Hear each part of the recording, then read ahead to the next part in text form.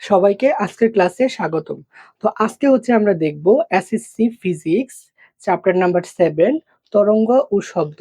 তো এই চ্যাপ্টার থেকে হচ্ছে আমরা দেখব হচ্ছে তোমার কিছু সৃজনশীল তোমার প্রশ্নের সমাধান। তো আজকে আমরা যা দেখব তা হচ্ছে ঢাকা বোর্ড 2024 যে কোশ্চেনটা আসছিল এই চ্যাপ্টার থেকে সেটা আমরা দেখব।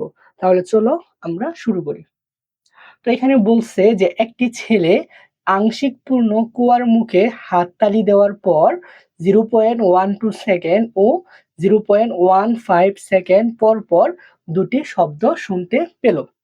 আচ্ছা, শব্দটির কম্পাঙ্ক ছিল হচ্ছে 1.2 কিলো হার্টজ। বাতাসে ও পানিতে শব্দের বেগ হচ্ছে যথাক্রমে 330 মিটার পার সেকেন্ড ও 1500 মিটার পার সেকেন্ড। তো এটা হচ্ছে আমাদের উদ্দীপক। যদি উদ্দীপকটা একটু আমরা বুঝি, দেখো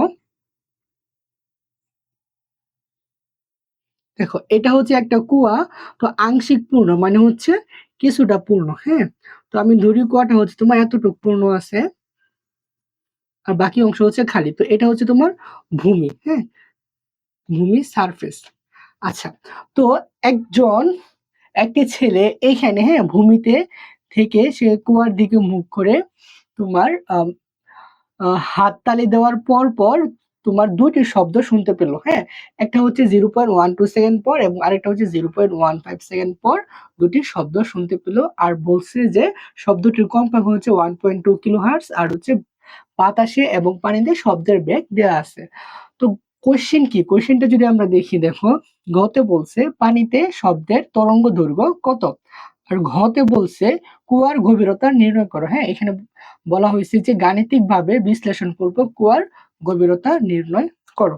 তাহলে চলো আমরা এই ম্যাথটা সমাধান করি। তো তোমার ঘতে কি বলছে, তরঙ্গ দৈর্ঘ্য। আমরা জানি কি তরঙ্গ দৈর্ঘ্য হচ্ছে ল্যামডা দ্বারা প্রকাশ করা হয়। তো এই চ্যাপ্টার থেকে আমরা যে বেসিক ক্লাস নিয়েছি সেখানে আমরা দেখছি যে একটা সূত্র বি ইকুয়াল এফ ল্যামডা, হ্যাঁ, তরঙ্গ বেগ বি সমান এফ ল্যামডা, এটা আমাদের অবশ্যই মুখস্থ করতে হবে। তো এখান থেকে আমরা সমান লিখতে পারি ল্যামডা ইকুয়াল তোমার বি বাই এফ, হ্যাঁ, ল্যামডা ইকুয়াল লিখতে পারি হচ্ছে বি বাই এফ। তো এই সূত্র দ্বারা আমাদের এই ম্যাথটা আমরা করতে পারবো, হ্যাঁ। তাহলে আমরা এটা শুরু করি। দেখো, তো উদ্দীপকে কি আছে সেটা যদি লিখি, দেখো এখানে তোমার কম্পাঙ্ক এফ ইকুয়াল কত 1.2 কিলো হার্টজ। আমরা হচ্ছে জানি 1 কিলো হার্টজ সমান হচ্ছে তোমার 1000 হার্টজ। তাহলে 1.2 কিলো হার্টজ সমান 1.2 ইন্টু 1000 হার্টজ, হ্যাঁ। তাহলে এটা হবে তোমার 1200 হার্টজ।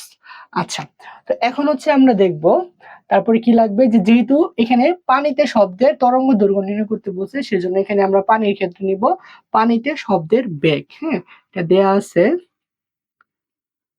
পানিতে শব্দের বেগ ভি ইকুয়াল হচ্ছে 1500 মিটার পার সেকেন্ড। তাহলে কোশ্চেনে কি চাইছে, তরঙ্গ দৈর্ঘ্য।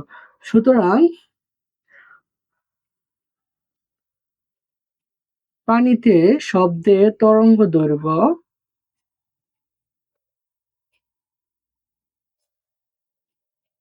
ল্যামডা, হ্যাঁ, ল্যামডা ইকুয়াল হোয়াট, ঠিক আছে। আচ্ছা, তো আমরা জানি, দেখো আমরা সূত্র মুখস্থ করছি, সেটা হচ্ছে তরঙ্গ বেগ বি ইকুয়াল এফ ল্যামডা, হ্যাঁ। তো এখান থেকে আমরা লিখতে পারি ল্যামডা ইকুয়াল হচ্ছে তোমার বি বাই এফ, হ্যাঁ। তো এফটা ওই পাশে গিয়ে ভাগ হয়ে যাবে। তো দেখো এখানে হচ্ছে তোমার শব্দের বেগ কত, শব্দের বেগ হচ্ছে ভি, ভি এর মান হচ্ছে 1500, আর হচ্ছে এফ, এফ কত, এফ হচ্ছে 1200। তো এটা যদি আমরা ক্যালকুলেশন করি, ক্যালকুলেটর উঠায় যদি দেখি, তাহলে এটার মানটা আসবে হচ্ছে তোমার 1.25, 1.25 মিটার। তাহলে এখান থেকে আমরা কি দেখতে পাচ্ছি, যে পানিতে শব্দটির তরঙ্গ দৈর্ঘ্য হচ্ছে তোমার 1.25 মিটার, হ্যাঁ। তো এটাই হচ্ছে আমাদের আনসার।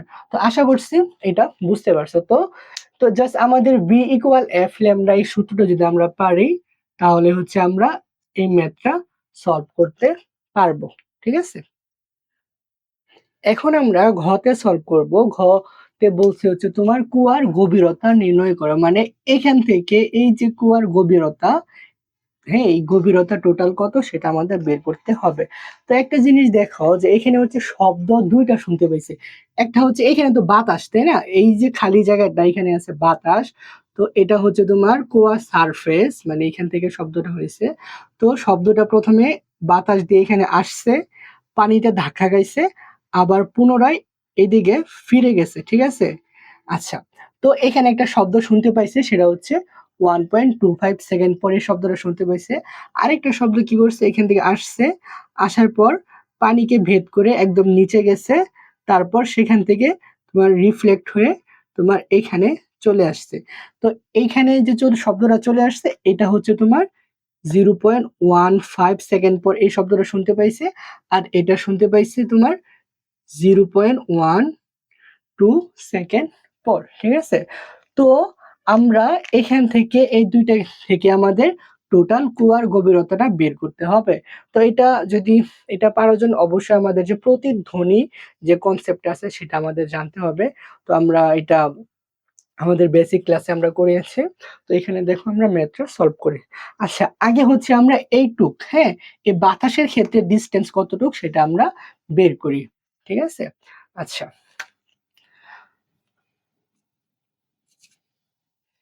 তো এই টুক যে দূরত্ব আছে এটাকে ধরি হচ্ছে আমরা D1। হ্যাঁ, আচ্ছা ধরি প্রথম শব্দের ক্ষেত্রে দূরত্ব তোমার D1। হ্যাঁ, প্রথম শব্দের ক্ষেত্রে দূরত্ব হচ্ছে তোমার D1 আমরা ধরলাম। আচ্ছা দেখো, মনে করো এখান থেকে একটা শব্দ উৎস, এখান থেকে শব্দ তৈরি হয়েছে, এখানে হচ্ছে তোমার শব্দটা বাধা পাবে। হ্যাঁ, এটা হচ্ছে এখান থেকে শব্দটা এইভাবে গেছে, যাওয়ার পর এখান থেকে বাধা পাইছে, আবার শব্দটা এই জায়গায় ফিরে আসছে। তো এই জায়গায় যদি ফিরে আসে এবং সেটা যদি 0.1 সেকেন্ড এর তোমার বেশি সময়ের মধ্যে ফিরে আসে, তাহলে হচ্ছে সেটা আমরা শুনতে পাবো। তাহলে আমরা তোমার গতির অধ্যায়ে পড়ছি এস সমান ভি টি। হ্যাঁ, এস সমান বিটি আমরা পড়ছি। তার মানে অতিক্রান্ত দূরত্ব সমান হচ্ছে ব্যাক ইন্টু টি। অতিক্রান্ত দূরত্ব সমান কি, ব্যাক ইন্টু টি। দেখো, এতটুক যেতে হচ্ছে তোমার একটা এস ইন্টু ভিটি, আবার এতটুক আসতে হচ্ছে আরেকটা এস ইন্টু ভিটি। তাহলে লেখা যায় টোটাল তোমার 2s ইকুয়াল ভিটি, মানে হচ্ছে একটা শব্দ এতটুক এখানে গেছে, বাধা পাইছে, তারপর আবার পুনরায় তার এখানে আসতে টোটাল যে সময় লাগছে বা টোটাল যে ডিস্টেন্স অতিক্রম করছে সেটা হচ্ছে 2s ইকুয়াল vt। ঠিক আছে, তো আমরা এখানে এটা বলতে পারি যে শব্দ এখানে তোমার তৈরি হয়েছে, তারপর নিচে গেছে, এখানে পানিতে ধাক্কা খাইছে, ধাক্কা খেয়ে বাধা পাইছে, বাধা পেয়ে পুনরায় তার এখানে ফিরে আসছে। তো এই টোটাল দূরত্ব হচ্ছে তোমার 2s। তো এখানে এই চ্যাপ্টারে আমরা এস ইউজ না করে ডিসটেন্স থেকে আমরা ডিটা ইউজ করব, মানে হচ্ছে 2d ইকুয়াল ভি টি। হ্যাঁ, এস হচ্ছে সরণ, ডি হচ্ছে ডিসটেন্স। তো এই চ্যাপ্টারে আমরা হচ্ছে ডিটা ইউজ করি, এটাই ভালো, 2d সমান ভি টি। আচ্ছা, তাহলে চলো আমরা ম্যাথটা এটা সলভ করি।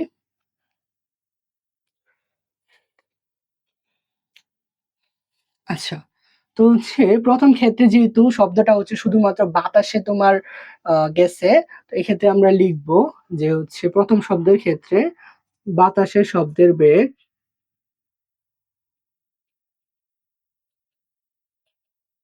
বাতাসের শব্দের বেগ দূরি হচ্ছে v1 সমান কত 330 মিটার পার সেকেন্ড।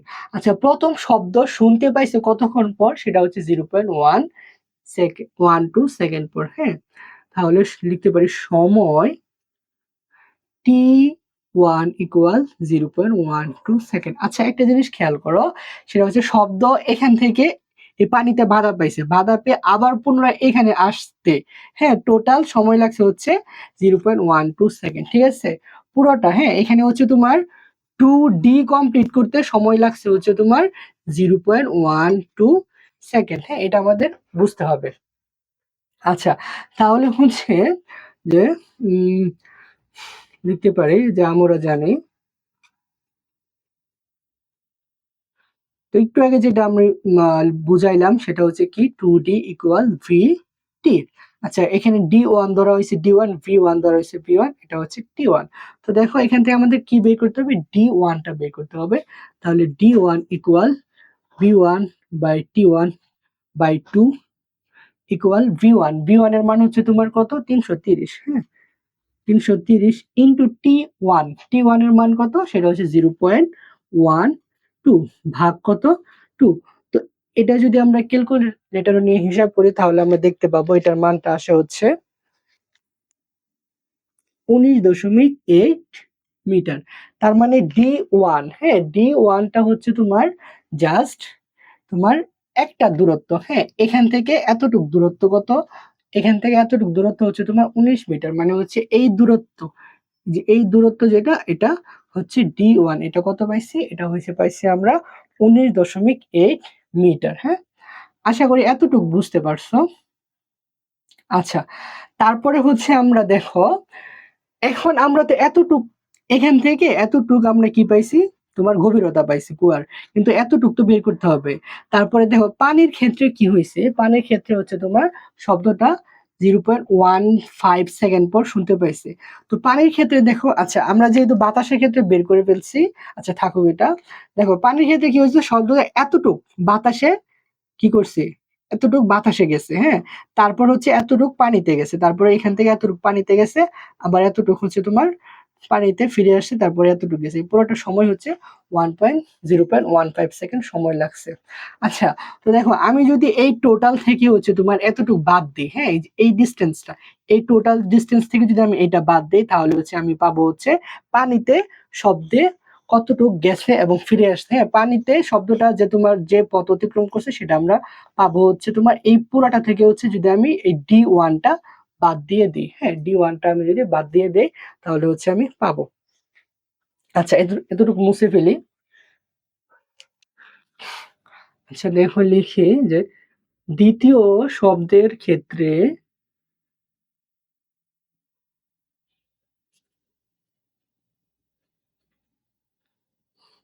দূরত্ব, হ্যাঁ, দ্বিতীয় শব্দের ক্ষেত্রে দূরত্ব ধরি হচ্ছে তোমার D2। আচ্ছা, তারপরে হচ্ছে লিখি যে পানিতে অতিক্রান্ত দূরত্ব, হ্যাঁ, পানিতে অতিক্রান্ত দূরত্ব কত, পানিতে অতিক্রান্ত দূরত্ব ধরি ডি। হ্যাঁ, ডি সমান কি হবে, আচ্ছা পুরোটা হচ্ছে তোমার D2 মাইনাস এতটুকু কত, এতটুকু দূরত্ব হচ্ছে D1। ঠিক আছে। আচ্ছা, তো এখান থেকে হচ্ছে আমরা দেখো তোমার, আচ্ছা লিখি যে এক্ষেত্রে প্রয়োজনীয় সময়,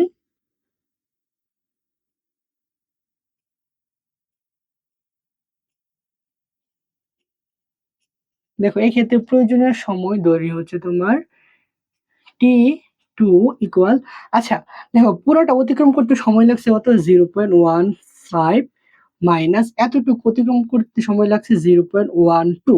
তো 0.15 থেকে 0.12 যদি মাইনাস করি তাহলে যে সময়টা পাবো সেটা হচ্ছে পানিতে অতিক্রান্ত দূরত্ব, মানে পানিতে দূরত্ব অতিক্রম করতে যে সময় লাগছে। তো এখান থেকে আমি পাই হচ্ছে 0.03 সেকেন্ড। ঠিক আছে। আচ্ছা, আচ্ছা দেখো এটা যেহেতু পানির মধ্যে দিয়ে যাচ্ছে, তো সেক্ষেত্রে তোমার পানিতে শব্দের বেগ V2 ইকুয়াল হচ্ছে 1500 মিটার পার সেকেন্ড। তো সুতরাং আমরা লিখতে পারি যে ডি ইকুয়াল, হ্যাঁ, ডি ইকুয়াল V2/T2 বাই হচ্ছে 2। হ্যাঁ, আচ্ছা, তো দেখো এখান থেকে হচ্ছে আমরা কি লিখবো, যে V2 মান কত 1500, আচ্ছা T2 মান হচ্ছে 0.03/2। তো এটা যদি আমরা ক্যালকুলেশন করি দেখো তাহলে মানটা আসবে হচ্ছে তোমার 22.5 মিটার। তার মানে আমরা এখান থেকে কি পাচ্ছি, আমরা এখান থেকে পাচ্ছি এই যে এইটুক যে ডিস্টেন্স, এই ডিস্টেন্স হচ্ছে তোমার 19.8 এবং এখান থেকে এতটুক ডিস্টেন্স হচ্ছে তোমার 22.5।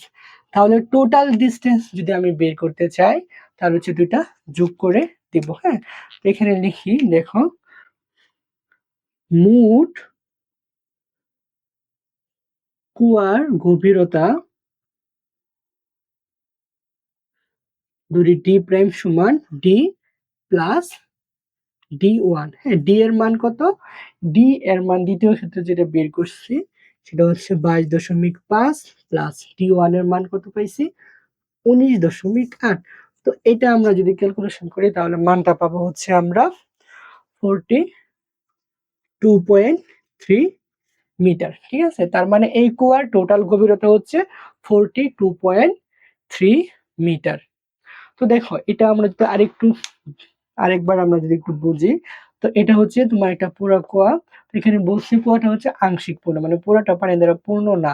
তো এখান থেকে একটা ছেলে তোমার হাততালি দেওয়ার পর কি হচ্ছে, সে হচ্ছে তোমার দুইটা শব্দ শুনতে পাইছে। একটা হচ্ছে 0.12 পর শব্দ একটা শুনতে পাইছে, আর একটা হচ্ছে 0.15 পর একটা শব্দ শুনতে পাইছে। তো প্রথমে 0.12 পর যে শব্দটা শুনতে পাইছে সেটা হচ্ছে তোমার বাতাসে তোমার শব্দে যাওয়ার পর পানিতে তোমার এখানে বাধা পাইছে এবং পুনরায় ফিরে আসছে। আবার যেটা 0.15 পর শুনতে পাইছে সেটা শব্দ এখান থেকে গেছে বাতাস হয়ে পানিতে এবং কুয়ার একদম গভীরতা থেকে রিফ্লেক্ট হয়ে আবার এখানে আসছে। তো এই যে প্রথম শব্দ যে দূরত্ব অতিক্রম করছে এখান থেকে এতটুকু, এটাকে ধরা হয়েছে D1, আর এখান থেকে এই পুরোটা দূরত্ব ধরা হয়েছে D2। তো আমরা বাতাসের ক্ষেত্রে আমরা সূত্র অ্যাপ্লাই করি, এখান থেকে পাইছি 0.12 সেকেন্ডে হচ্ছে যে দূরত্ব অতিক্রম করে সেটা হচ্ছে 19.8 মিটার। তারপর হচ্ছে এক্ষেত্রে দেখো আমার পুরোটা বের করতে হবে না, আমার লাগবে হচ্ছে অর্ধেক, তো আমি বের করে ফেলছি। পানিতে যে ট্রাভেল করছে সেটা ডিসটেন্স কতটুকু সেটা আমার বের করতে হবে। তো এখান থেকে হচ্ছে এই দূরত্বটা হচ্ছে পুরাটা দূরত্ব থেকে যদি আমি এই দূরত্ব মাইনাস করে দিই তাহলে হচ্ছে পানির দূরত্ব পাবো। তাহলে এখান থেকে হচ্ছে আমরা সময়ের ক্ষেত্রে দেখো এখান এতটুকু ট্রাভেল করতে সময় লাগছে 0.12 সেকেন্ড। হ্যাঁ, ট্রাভেল করে ফিরে যেতে। তাহলে এই পুরোটা ট্রাভেল করে ফিরে যেতে সময় লাগছে 0.15 সেকেন্ড। তাহলে এই পানির ক্ষেত্রে ট্রাভেল করতে সময় লাগছে, মাইনাস করে দেই 0.15 সেকেন্ড থেকে 0.12 সেকেন্ড। তাহলে এই এতটুকু মানে পানির মধ্যে ট্রাভেল করতে কতটুকু সময় লাগছে সেটা আমরা বের করতে পারবো। তো সময় হচ্ছে 0.03 সেকেন্ড। তারপরে ওই যে আগের সূত্র এটা অ্যাপ্লাই করছি, তারপরে হচ্ছে দুইটা যোগ করে দিলে আমরা কুয়ার গভীরতা কত পাইছি, তোমার 42.3 মিটার। হ্যাঁ, কুয়ার গভীরতা কত, 42.3 মিটার। তো এটা হচ্ছে আমাদের আনসার। ঠিক আছে, আচ্ছা, তো আশা করি তোমরা এই ম্যাথটা বুঝতে পারছো।